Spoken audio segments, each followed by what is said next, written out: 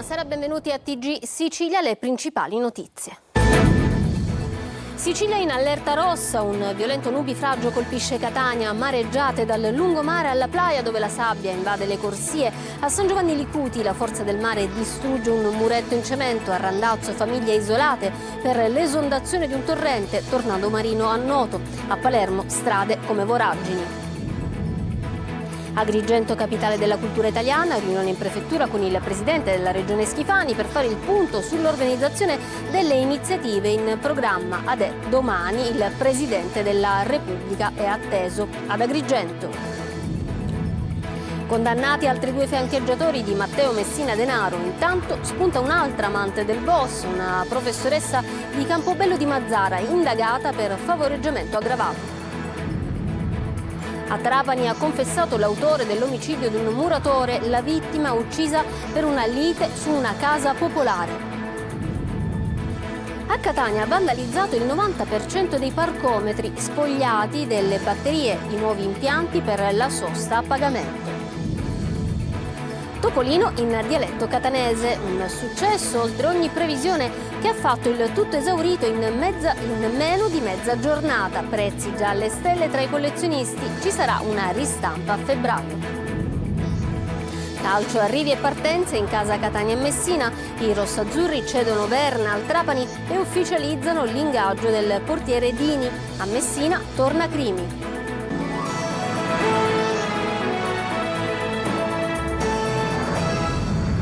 Bentrovati. In apertura la violenta ondata di maltempo che sta colpendo la Sicilia in allerta rossa. Pioggia e vento sferzano la Sicilia orientale. A Catania nel pomeriggio è arrivato un violento nubifragio, mareggiate da San Giovanni Licuti alla Playa. Nel siracusano c'è stato anche un tornado, esondato un torrente a Randazzo, alcune famiglie isolate. Sentiamo il punto da Adelaide Barbagallo. Eccolo il tornado che si è formato nella valle di Noto. Le spettacolari immagini ci arrivano dal sito Weather Sicily. Ha interessato le coste di Ispica, Pachino, Avola, Noto, ha passato il Siracusano e è arrivato ad Augusta per finire in mare. Pioggia e vento sferzano la Sicilia e allerta rossa in tutta la fascia orientale dell'isola. Nubifragio a Catania, la pioggia ha trasformato le strade in fiumi. Forti mareggiate sia sul lungomare della scogliera di Ognina che della Playa con la sabbia che ha invaso una corsia. A Sant'Alessio le onde hanno ricoperto la strada, così come a Santa Teresa Riva. Bufere di vento e neve sull'Etna dove gli impianti di risalita sono rimasti chiusi. Paura a Mister Bianco per un automobilista rimasto bloccato all'interno della vettura in una strada completamente invasa dall'acqua. I vigili del fuoco lo hanno soccorso utilizzando un canotto. Sull'Alcantara è stato fatto sgomberare un uomo che si era accampato con una tenda sull'argine del fiume. A Randazzo è esondato il torrente Annunziata. Per 15 persone rimaste isolate è stato disposto un piano di evacuazione. I danni ci sono, comunque il territorio ha risposto bene, le strutture sono state preallertate, ricordiamo che siamo in allerta rossa e il sistema ha funzionato al momento. Allagamenti, alberi caduti per il forte vento a Catania, Agrigento, Palermo, Siracusa. A Caltanissetta il gazebo di un'attività commerciale è volato via, finendo su diverse auto in sosta, danneggiandole. E per il maltempo domani rimarranno ancora chiuse le scuole ad Acireale, lo ha deciso il sindaco Roberto Barbagallo. Ritorniamo a Catania dove questa mattina si preparava alla burrasca, scuole e negozi chiusi, strade deserte, sbarrati i portoni della cattedrale, un'atmosfera surreale che ci mostra Tonino De Mana.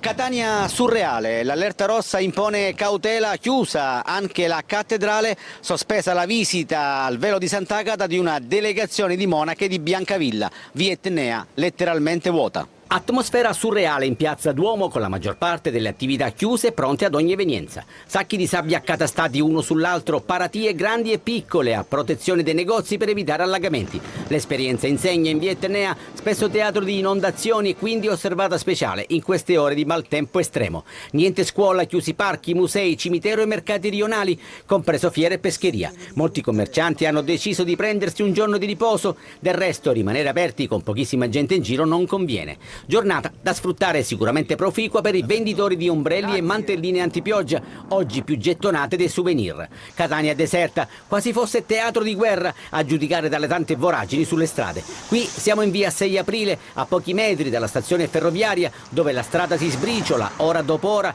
lasciando buche che, riempiendosi con l'acqua, diventano un serio pericolo per automobilisti e scooteristi. Per questi ultimi vige il divieto di circolazione su disposizione del Comune di Catania. Squadre della manutenzione impegnate dalle prime ore del giorno, operai in azione in via Passo Gravina per mettere in sicurezza un tratto all'altezza del sottopasso. Bitume e rattoppi nei pressi degli archi della Marina e a macchie di leopardo in numerosi punti della città. Decine gli interventi dei vigili del fuoco per pali, rami e cornicioni pericolanti, mentre il mare impetuoso sferza il litorale catanese con le onde che si infrangono sulla scogliera e il bianco della schiuma a dipingere il quadro di una Catania in rosso.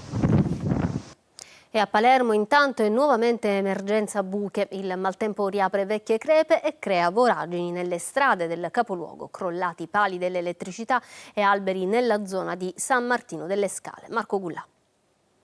Piove sul bagnato e anche sulle buche. A Palermo il maltempo, oltre ad avere fatto crollare alcuni pali dell'elettricità e alberi nella zona di San Martino delle Scale, sta anche riaprendo diverse buche sull'asfalto, creando non pochi disagi ad automobilisti e motociclisti.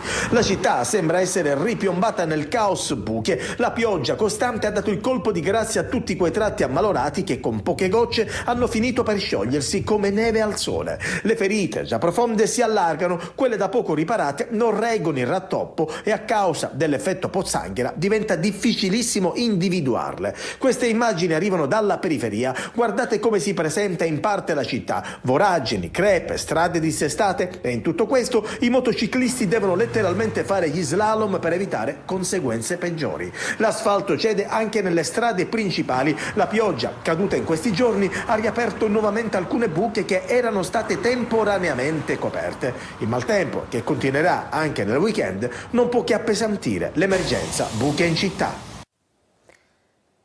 La polizia ha arrestato un palermitano di 51 anni fermato nei pressi degli imbarcaderi di Messina con 22 kg di cocaina in auto. La droga è stata fiutata dal cane della Guardia di Finanza e poi trovata all'interno di un vano creato sotto il pianale della vettura. L'uomo aveva spruzzato del profumo sui 20 involucri di coca per nasconderne l'odore. Riunione operativa in prefettura ad Agrigento oggi pomeriggio alla vigilia dell'evento Capitale Italiana della Cultura con la presenza del Presidente della Repubblica Sergio Mattarella. Presente il governatore della Sicilia Renato Schifani. Davide Sardo. Agrigento si prepara al debutto ufficiale come Capitale Italiana della Cultura 2025. Domani mattina alle ore 11 al Teatro Pirandello è atteso il Presidente della Repubblica Sergio Mattarella per la cerimonia inaugurale. Oggi pomeriggio il prefetto di Agrigento Salvatore Caccamo ha presieduto una riunione operativa presso il Palazzo di Piazzale Aldo Moro alla presenza dei principali vertici istituzionali, tra cui il Presidente della Regione Renato Schifani, il Sindaco Francesco Miciche e il Capo della Protezione Civile Salvo Cocina. L'incontro ha definito gli ultimi dettagli organizzativi. Agrigento Capitale della Cultura è una scommessa che la Sicilia non può perdere e che non perderà. Siamo qui per questo, per essere accanto all'amministrazione e anche per contrastare con garbo ma con fermezza una campagna di comunicazione screditante nei confronti di una realtà che è favolosa, la Valle dei Templi, la città di Agrigento che ospiterà centinaia di migliaia di turisti, ed è giusto che questi turisti sappiano che troveranno un territorio accogliente sotto il profilo urbanistico, infrastrutturale e alberghiero. Il Presidente della Regione e il Sindaco hanno sottolineato l'importanza di Agrigento Capitale della Cultura come volano per un rilancio culturale, economico e sociale della città e del territorio, puntando ad una trasformazione strutturale e duratura. Il cadavere di un uomo è stato trovato in un dirupo in contrada Frassino a Partanna nel Palermitano. I carabinieri hanno accertato che si tratta di un cittadino di nazionalità romena di 54 anni, del quale nei giorni scorsi una parente aveva denunciato la scomparsa. Sono in corso le indagini per accertare le cause della morte. Processo fiancheggiatori, si chiude con 2 condanne e una assoluzione davanti al GUP, il processo nei confronti di Massimo Gentile, Cosimo Leone e Leonardo Gullotta. Intanto ieri è stata interrogata con l'accusa di favoreggiamento aggravato la professoressa di matematica di Campobello di Mazara, che aveva detto di essere stata l'amante del boss. Laura Spanò.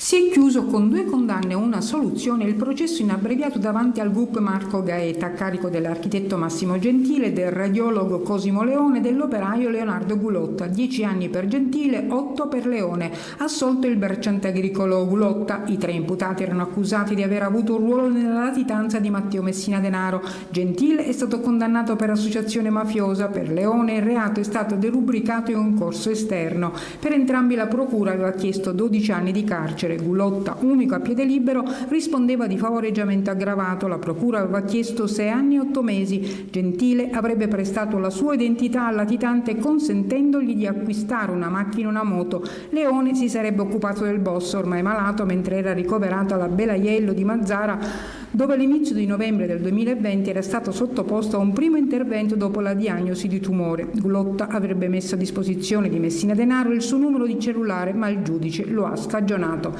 Ieri intanto i magistrati di Palermo che indagano sulla rete di fiancheggiatori di Messina Denaro hanno sentito la professoressa di matematica di Campobello di Mazara che 5 giorni dopo la cattura di Messina Denaro si presentò spontaneamente dai carabinieri dicendo di aver intrattenuto una relazione sentimentale con l'uomo che aveva visto in televisione e che le aveva detto di chiamarsi Francesco Salsi e di essere un medico anestesista in pensione. La donna, accusata di favoreggiamento aggravato, si è avvalsa della facoltà di non rispondere. Gli investigatori, attraverso la lettura di alcuni pizzini trovati nella casa di Campobello di Mazara del boss, hanno accertato che la donna sapeva chi era quell'uomo e non era stata solo l'amante, ma avrebbe avuto un ruolo di favoreggiamento nei confronti del boss. Nei pizzini viene indicato come sbrichisi e handicap, a tradirla anche alcuni particolari emersi nelle lettere al boss di Laura Bonafede, a conoscenza della frequentazione tra la professoressa e Messina Denaro, così come Lorena Lancieri, pure lei condannata, che la indicava come gatta morta. La Chiesa della Sicilia unita contro la mafia. I vescovi di tutte le diocesi si sono riuniti a Palermo per ribadire il loro impegno. Adelaide Barbagallo. Dai vescovi di Sicilia si leva forte una voce contro la mafia e ogni forma di illegalità. L'incontro della Conferenza Episcopale a Palermo, cui ha partecipato anche Don Luigi Ciotti, perché proprio in Sicilia, a Trapani, il prossimo 21 marzo si terrà la giornata della memoria e dell'impegno. Nonostante gli sforzi e i sacrifici finora compiuti, il fenomeno mafioso persiste, da qui l'urgenza di azioni ancora più incisive. I rapporti tra mafia, politica, corruzione e mafia, ha detto il Procuratore Nazionale, diffusi, disincantati, pragmatici. Le mafie si sono trasformate, loro cambiano. Gli obiettivi restano gli stessi, la dosatura del denaro, il potere, la forza, quello resta. E allora tocca a noi darci da fare di più. Una Chiesa unita dunque contro le mafie, impegnata a diventare sempre più una forza etica, sociale, culturale, partendo dagli oratori, i luoghi dove formare i giovani, soprattutto nei quartieri di periferia, togliendoli dalla strada e, come faceva padre Pino Puglisi, alla manovalanza mafiosa. E cercare di capire lentamente, studiare fino in fondo come dobbiamo rimodulare questa attività straordinaria nei confronti dei giovani, anche in seguito al protocollo che abbiamo firmato con il governo regionale, il quale ha riconosciuto il valore sociale, civile e culturale dei nostri oratori. A Palermo i vescovi di Sicilia hanno anche riflettuto sul ruolo della Chiesa e sulla necessità di unire la testimonianza cristiana con la responsabilità civile. Ha confessato l'autore dell'omicidio di un muratore a Trapani. La vittima è stata uccisa per una lite su una casa popolare. Laura Spanò. Svolta nelle indagini sull'omicidio di Liborio Como, il 52enne muratore trapanese ucciso ieri sera al culmine di una lite nel rione popolare di San Giuliano ad Erice. All'alba si è presentato in questura Carmelo Alogna, trapanese di 39 anni, che avrebbe confessato di essere l'autore dell'omicidio. Il delitto, commesso in via Urbino, sarebbe maturato nell'ambito di una gestione di una casa popolare. Liborio Como è stato accoltellato. L'assassino avrebbe utilizzato uno stiletto, un'arma simile a un pugnale. Dalla ricognizione cadaverica eseguita esaminate dal medico legale, il cadavere presentava ferite da arma da taglio alla testa e al torace. La procura ha disposto l'autopsia. Intanto proseguono le indagini degli investigatori della squadra mobile. Già da subito era stata esclusa la pista della criminalità organizzata o delinquenza comune. Si era pensato a una questione di donne. Poi stamane la svolta. Il cadavere è stato rinvenuto nei pressi di un locale conosciuto come Aputia. La polizia è stata informata con una telefonata pervenuta al 113. Per tutta la notte gli investigatori hanno ascoltato familiari della vittima e abitanti della zona per raccogliere elementi utili a far luce sulla vicenda. Un 17enne che era alla guida senza patente di una Smart senza copertura assicurativa è stato arrestato dai carabinieri di Mascali. A Catania, dopo un inseguimento, l'auto non si era fermata a un controllo e ha tentato di far perdere le proprie tracce correndo nelle strade inseguiti dalla pattuglia dell'Arma. Quando i carabinieri sono riusciti a superare la Smart, il conducente dell'auto ha speronato l'auto di servizio, ma dopo l'urto la sua vettura si è fermata. Il 17enne e un 18enne che era con lui hanno tentato di fuggire a piedi, ma sono stati bloccati. E ancora scontro sulla sanità siciliana. Dopo le dimissioni dell'assessore Volo, le opposizioni attaccano sia il dirigente generale Iacolino sia il neoassessore Faraoni. Molleviola. Una nomina in piena continuità con quel che è stato fatto fino ad ora. All'indomani della sostituzione in corsa dell'assessore regionale alla salute Giovanna Volo al centro della bufera di critiche per la situazione della sanità siciliana, a sedersi sulla scomoda poltrona di piazza Ottavio Zino è Daniela Faraoni, accolta dalle opposizioni e dal sindacato di sinistra in maniera gelida. Duro ieri stesso il capogruppo di Italia Viva ed ex sottosegretario alla salute Davide Faraone, che ha parlato del neoassessore come di vice disastro. Duro anche il segretario generale della CGIL Alfio Mannino, che stamattina parla di parecchie inadeguatezze già dimostrate dalla Faraoni da manager dell'ASP 6.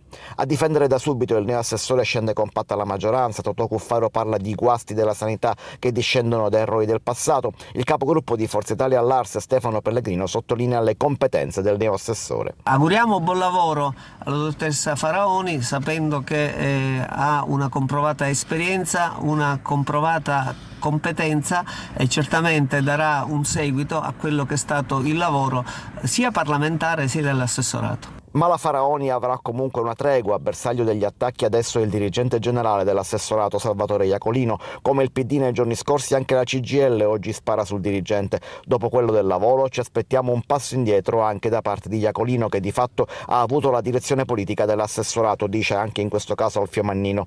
Il cambio del dirigente è una possibilità concreta adesso, sia per completare l'operazione di spegnimento delle polemiche, sia perché la Faraoni ha lasciato libero il posto all'ASP 6, che è pur sempre il primo amore proprio di Iacolino, e per quel posto il dirigente generale ha tutti, ma proprio tutti i titoli. Vandalizzato il 90% dei parcometri catanesi. Sono stati spogliati delle batterie e nuovi impianti per la sosta a pagamento. AMTS denuncia un danno economico non indifferente, come ci racconta Tonino De Mana. Un autentico raid contro la sosta a pagamento o la spregiudicata azione di bande impegnate a razziare le batterie dei nuovi parcometri. Catania si interroga sull'ennesimo scempio che danneggia le casse di AMTS e naturalmente gli utenti. Sotto tiro il 90% delle colonnine piazzate in tutta la città, alcune fatte saltare con le bombe a Capodanno, altre depredate delle batterie che servono per alimentarle. Purtroppo l'azienda e in generale la città ha subito gravi episodi di vandalizzazione sui parcometri, con oltre 220 dispositivi su 300 gravemente danneggiati. Un danno economico non indifferente per AMTS ed inevitabili disagi anche per i tanti automobilisti. Le persone non sanno dove andare a prendere il biglietto e praticamente non tutti sono in possesso dell'app, vedi gli anziani. Situazione che dovrebbe tornare alla normalità tra un mese circa. AMTS fa sapere che per la sosta sulle strisce blu si potranno utilizzare altri sistemi di pagamento tramite app o presso le tabaccherie autorizzate. Topolino in dialetto catanese, un successo oltre ogni previsione che ha fatto il tutto esaurito in meno di mezza giornata. I prezzi tra i collezionisti nel frattempo sono saliti alle stelle e ci sarà una ristampa a febbraio, già prenotabile, come ci racconta Orazio Longo.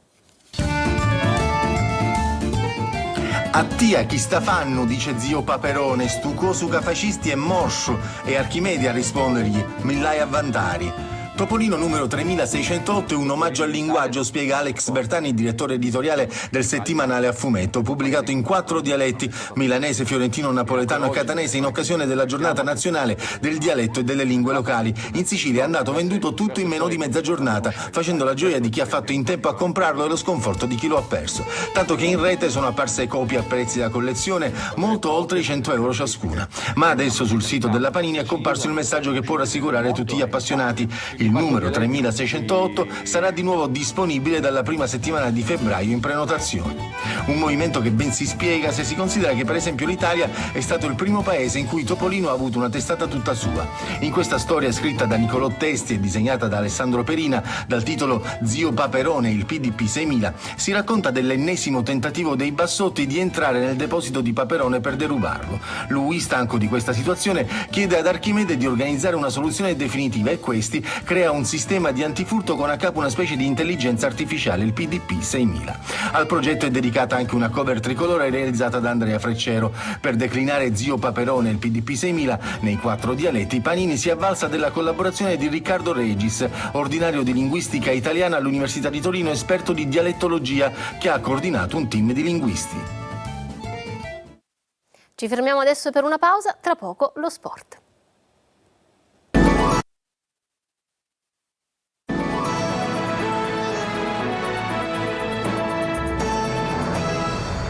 Torniamo in studio con lo sport, il calciomercato, tempo di ufficializzazioni, 2 per il Catania, altrettante per il Messina. Ce ne parla Francesco Triolo.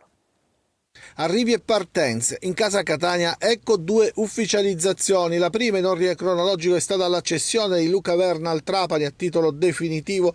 Il centrocampista chiude la sua esperienza in rosso-azzurro con 20 presenze ed un gol. In entrata Andrea Dini, il cui acquisto è stato ufficializzato nel primo pomeriggio con contratto sino a giugno 2026. Il portiere ha già raggiunto il ritiro. Si attendono adesso altre cessioni, alcune in cantiere, come quella di D'Andrea, attaccante prelevato in estate dal Cerignola, e adesso l'ipotesi è quella dell'Arezzo oppure di un ritorno proprio ai pugliesi. Anche Celli potrebbe salutare, su di lui c'è il Rimini, mentre per Chirico c'è la Ternana, situazione bloccata al momento per altri possibili partenti come Gherardi, Luperini, Guglielmotti e Montalto. Movimenti anche per un'altra siciliana. Il Messina ha ufficializzato l'arrivo, meglio il ritorno a casa di Marco Crimi, esterno 34enne messinese che il giallorosso l'ha indossato nelle giovanili. Arriva dal Trapani, dove è andato Anatriello, e ha firmato sino a giugno 2026. I giallorossi hanno definito anche l'ingaggio dell'attaccante Carmine De Sena, 34 anni, dal Monopoli, sempre con contratto sino a giugno 2026, mentre sono in corso trattative per l'arrivo del centrocampista 33enne Marcel Buchel dalla SPAL. In uscita c'è Frisenna, destinato alla Juventus Next Gen. Bene, il TG finisce qui, io vi lascio alla programmazione di Antenna Sicilia e vi ringrazio per essere stati con noi. Da parte mia e dei tecnici della regia un buon proseguimento di serata. Arrivederci.